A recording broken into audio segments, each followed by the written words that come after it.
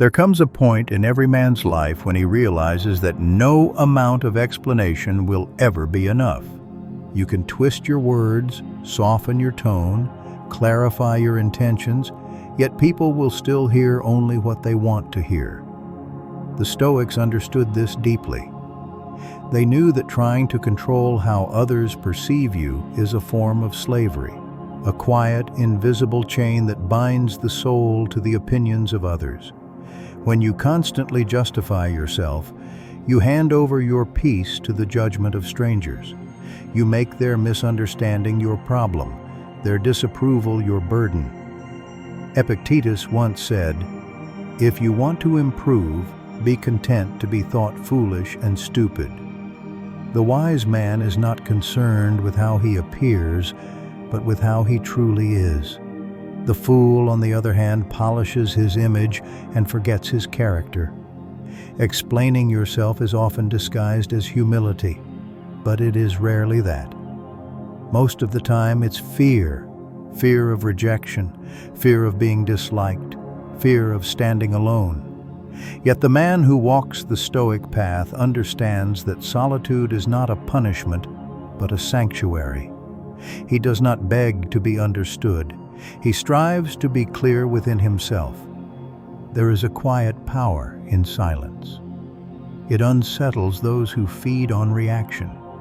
It exposes those who depend on validation. When you no longer rush to explain, you create space.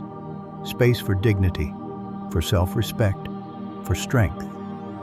You stop chasing after perception and begin standing in truth. Marcus Aurelius wrote, "Be indifferent to what makes no difference." What people think of you makes no difference to the integrity of your soul. You can act justly, speak honestly, live with purpose, and still be misjudged. The Stoic does not waste energy trying to repair another person's illusion. He simply remains aligned with virtue, knowing that the opinion of the crowd changes as easily as the wind. The need to explain is rooted in ego. It whispers, "They must see me as good." But the Stoic knows that being good matters more than being seen as good. He lets his actions speak. He trusts that time will reveal what words cannot. When you explain too much, you reveal your dependence on others' approval. When you remain calm and steady, you reveal mastery. This is not a call to arrogance or coldness. It is a call to serenity. You can still communicate with grace, still clarify when truth requires it, but you no longer plead for understanding. You no longer waste your life proving yourself to people who are not listening. You accept that misunderstanding is part of life, and that peace begins the moment you stop trying to control it. The world will test your composure. It will provoke you with false accusations, twisted stories, and shallow judgments. Let them speak. The Stoic does not wrestle with shadows. He looks inward, asks himself, "Have I acted with integrity?" If the answer is yes, then no explanation is needed. If the answer is no, then an explanation will not save him.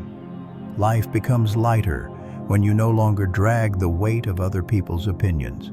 You begin to act from principle rather than pressure. You start living not to be seen, but to be real. The man who stops explaining himself begins to hear the voice of his own conscience again. And that voice, once awakened, guides him more wisely than the approval of 1,000 others ever could. In silence, you learn who you are. In restraint, you discover power. And in refusing to explain yourself to everyone, you reclaim the rarest freedom of all, the freedom to simply be. Remember, the Stoic path is not about being emotionless. It is about being unshaken.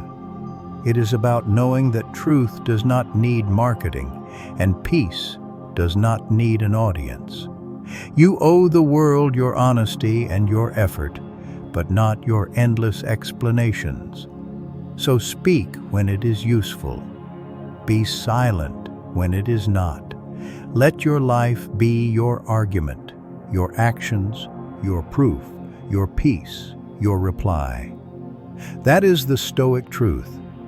You owe no explanation for living in accordance with reason, virtue, and self-respect. Let others misunderstand you. Let them misjudge. Time reveals everything. Meanwhile, you stand firm, calm, silent, and free. And